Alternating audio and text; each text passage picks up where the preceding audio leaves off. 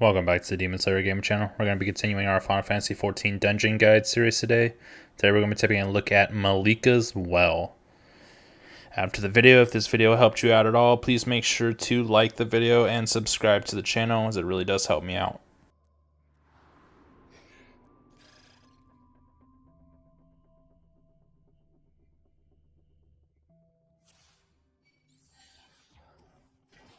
For the first few groups, the Cupbearer will have a large line AoE you'll just want to move out of. The Blade Bearers and Armadillo do not have any abilities you need to worry about.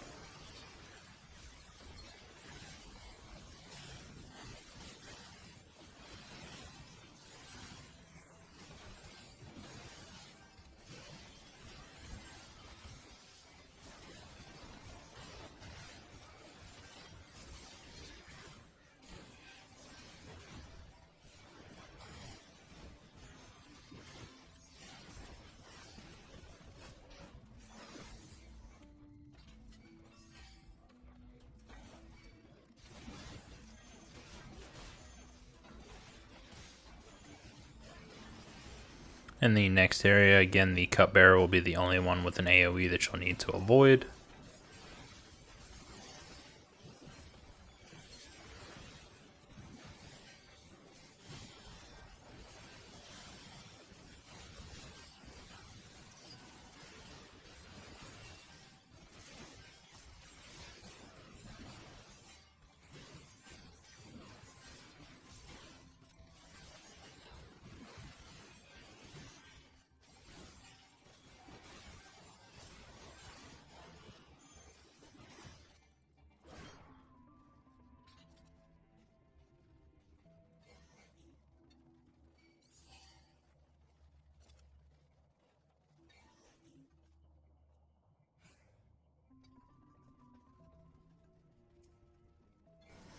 For the first boss, when he uses the ability Stone Flail, this will do a considerable amount of damage to the tank, along with summoning multiple AoEs that will fall from the sky.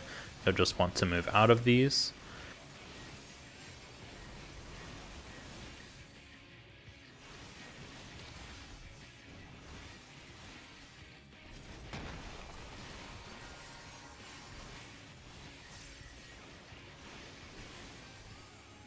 When he casts Head Toss, you'll want to group up on the party member selected and then spread out, as he'll then do Right Around. He'll jump to the AoE that he just did, doing a circular AoE that will knock everyone back.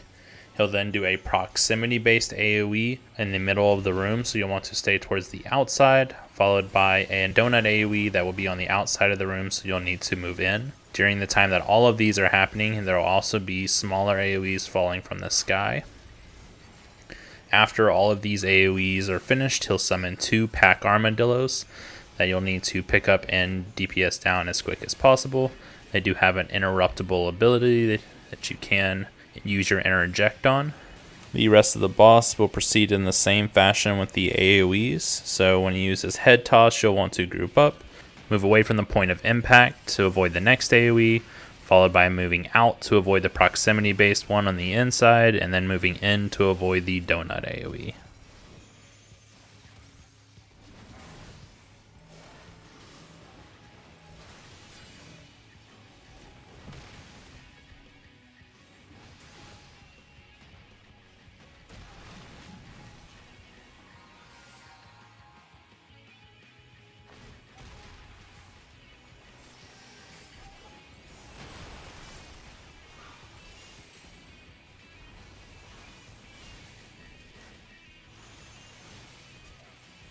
Anytime the ads spawn, make sure to pick them up and burst them down.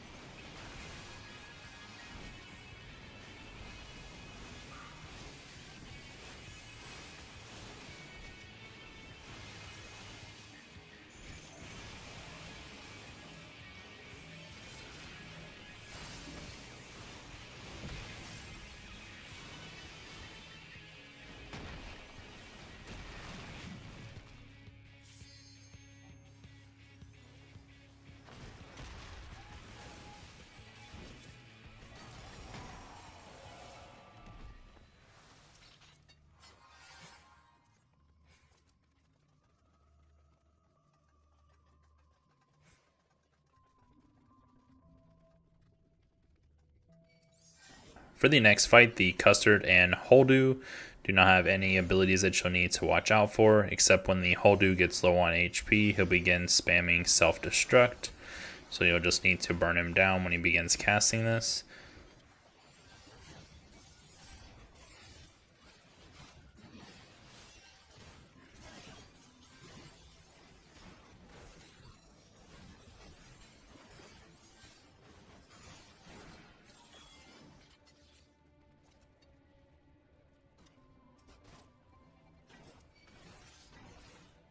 The Phobad will have a circular AoE that he'll target at a random party member.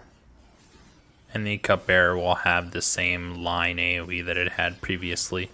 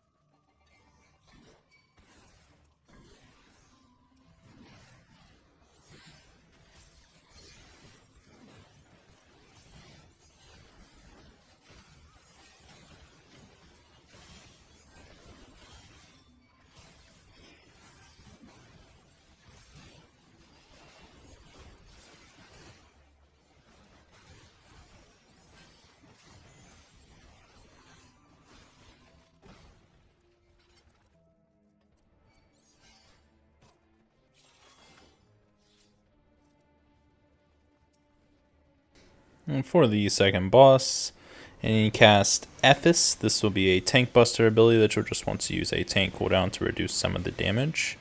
When he casts Wellbore, he'll do a large circular AoE around himself that you just want to move towards the outside of the platform, followed up by 4 large circular AoEs that you'll need to move into the open positioning between them.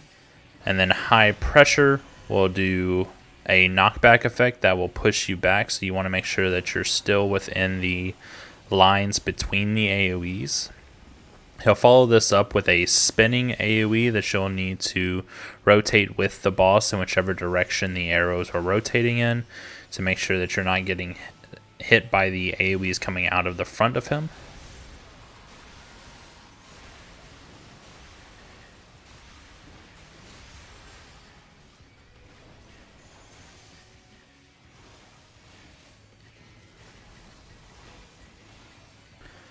After this, he'll do Ethis twice in pretty quick succession, and then start to repeat the AoE abilities.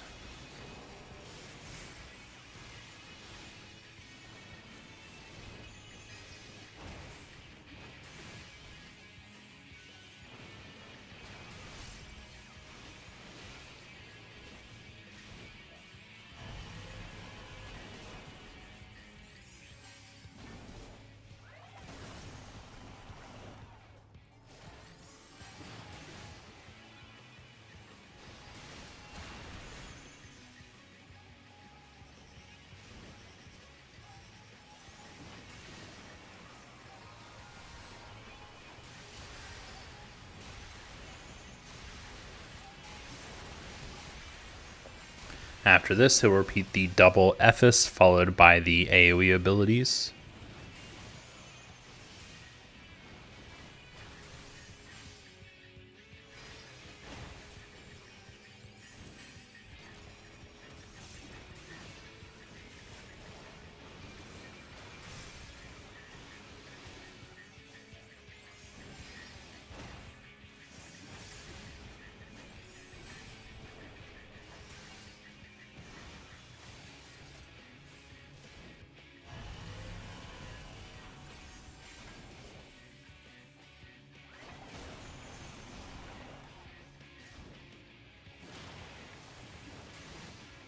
This time he will rotate in the opposite direction, so you'll want to make sure that you're rotating correctly with him.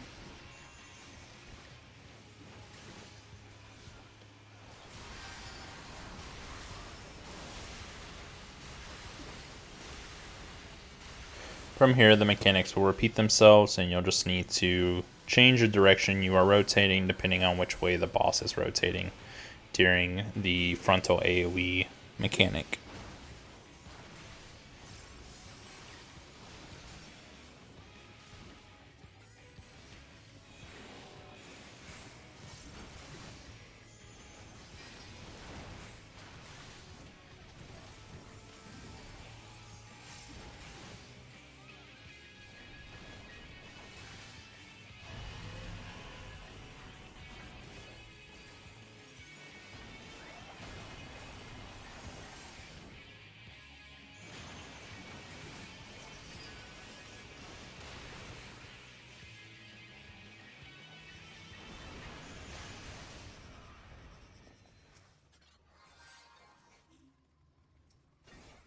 In the next area, most of the enemies will have circular AoEs that you'll want to watch out for. The Vainglories will constantly be casting Blinding Light, which can be interrupted.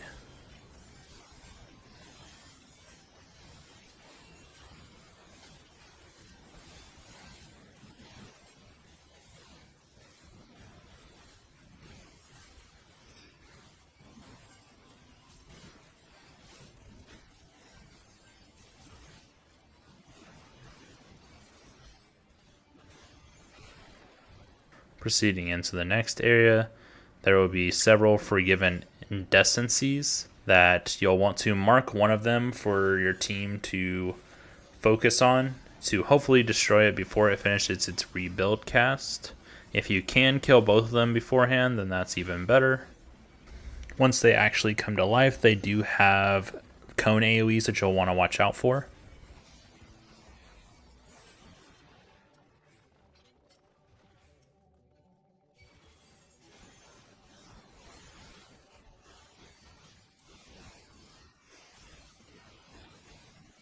If you are killing them in order, then make sure you're at least throwing one of your ranged attacks at the third one, so that whenever it comes to life, you'll have aggro on it.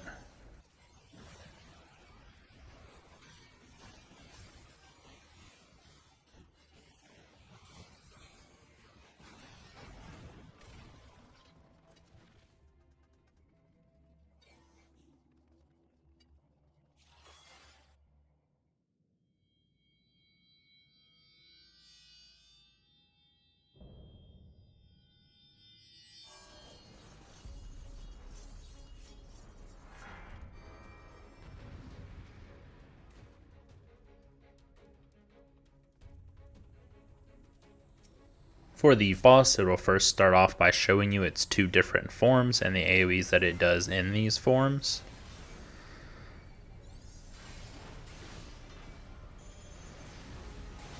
Intestinal Crack will just be party-wide damage that will need to be healed through. And then when it does Heretic's Fork, you'll want to position yourself at the points of the triangles, because the AoEs will blast forward from each of the sides. When he does Breaking Wheel, you'll want to group up under the boss.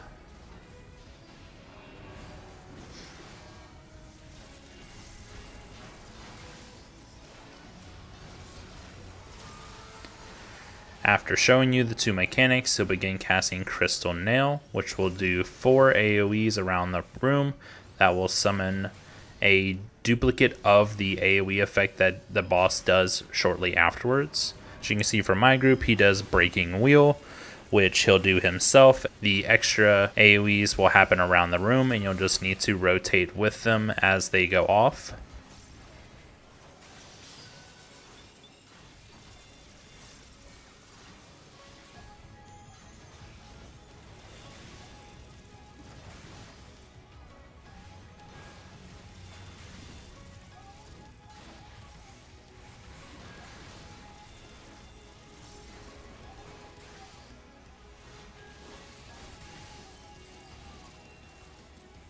Finishing with one final one under the boss. If you are hit by any of these AoEs, you will receive a damage vulnerability debuff, making you take extra damage for the rest of the fight. He'll then rotate into the other form, casting Intestinal Crank again.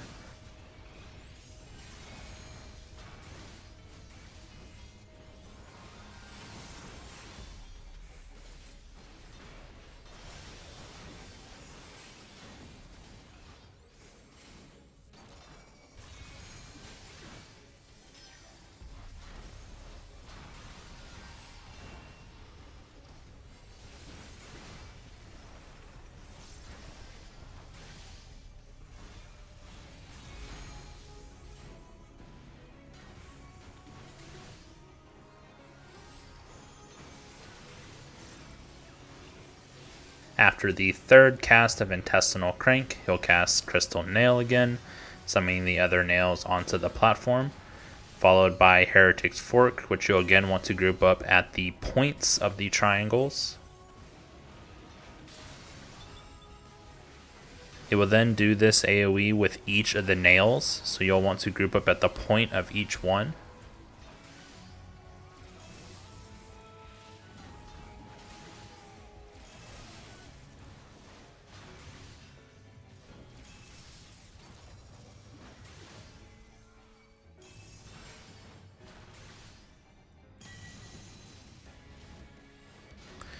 He will then rotate through 3 more Intestinal Cranks, followed by the Crystal Nails again before changing forms and performing the AoE of that form.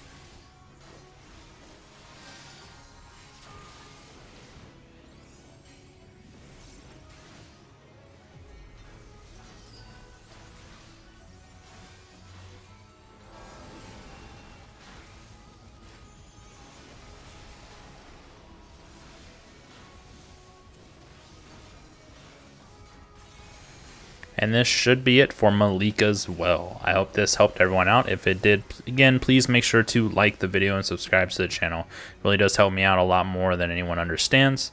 But I will catch you on the next one.